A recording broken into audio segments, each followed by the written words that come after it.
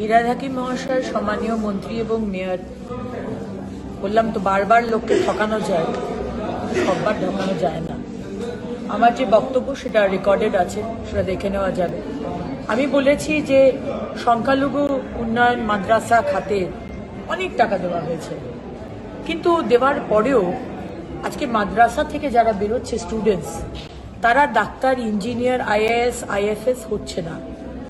আপনারা মানে আপনাদের সরকার সংখ্যালঘুদের ব্যবহার করে ভোট ব্যাংকের জন্য আপনারা তাদেরকে ক্রিমিনাল বানাচ্ছেন। এটা তো সত্যি কথা। ফিরহাদ হাকিম মহাশয়, আপনারা তো জ্বালা ধরল কেন?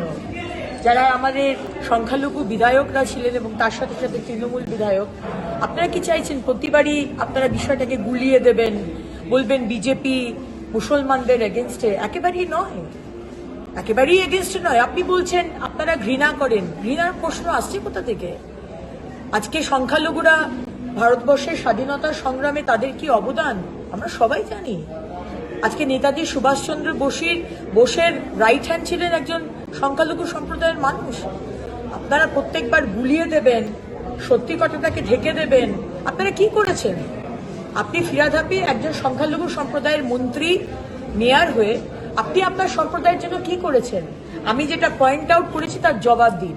আপনি 15 বছরের রেকর্ড দেখান যে মাদ্রাসা থেকে কতজন ডাক্তার, ইঞ্জিনিয়ার, আইএএস, আইএফএস বা ইসরোর মতো সায়েন্টিস্ট বেরিয়েছে, আপনি দেখান। আর কতজন আজকে সংখ্যালঘু সম্প্রদায়ের মানুষ ধরা পড়েছে ইললিগাল কাজ বা সমাজ বিরোধী কাজে, কারণ আপনারা তাদের হাতে আপনাদের ইলেকশন রাজনীতির বেনিফিটের জন্য আপনারা ভোট ব্যাংকের জন্য শুধু সংখ্যালঘুদের ব্যবহার করেন। আমরা কিন্তু সেটা করি না।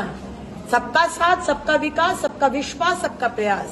যখন আবাসের লাইনে বা উজ্জ্বলা গ্যাসের লাইনে কেউ দাঁড়ায়, তখন জিজ্ঞেস করা হয় না যে তুমি হিন্দু না মুসলমান না জৈন না শিখ।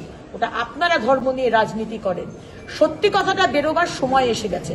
আজকে সেই কথাটাই বিধানসভায় বলেছি। আপনাকে উইথড্র করতে বলা হচ্ছিল, কিন্তু আপনি উইথড্র করলেন না। কিন্তু উইথড্র করবো কেন? কোনো তো অন্যায় বলিনি। তৃণমূল সরকার, মমতা ব্যানার্জির সরকার, আপনারা তোষণের রাজনীতি করেন, সারা পৃথিবী জানে। আজকে মুর্শিদাবাদে বেলডাঙ্গাতে রাস্তা অবরোধ করে আজকে অ্যান্টি সোশ্যালসরা তারা যে ল অ্যান্ড অর্ডার ব্রেকডাউন করলো, আপনার ভাই। আজকে ঝাড়খণ্ডে আমাদের সরকার নেই, মমতা ব্যানার্জি আপনার কাছের ভাইয়ের সরকার। তারা বলল না, এসআইআর এ তার মৃত্যু হয়নি, সে সুইসাইড করেছে। আপনি নিন্দা করেছেন? আপনি আপনার পুলিশকে বলেছেন যারা দাঁড়িয়ে দাঁড়িয়ে দেখেছে? সেদিনকে হাজার হাজার মানুষের যে অসুবিধাটা হলো রাস্তায় দাঁড়িয়ে, তার কৈফিয়ত কে দেবে? আপনি কি বললেন? ও তো শুক্রবার ছিল, ওটা একটা ওই দিনের সেন্টিমেন্ট ওনাদের কাছে। সুতরাং তোষণের রাজনীতি অনেক হয়েছে মমতা ব্যানার্জি। 15 বছরের আপনি যে অন্যায় করেছেন, কি হিন্দু কি মুসলমান, কি শিখ কি খ্রিস্টান, ধর্মের রাজনীতি আর চলবে না।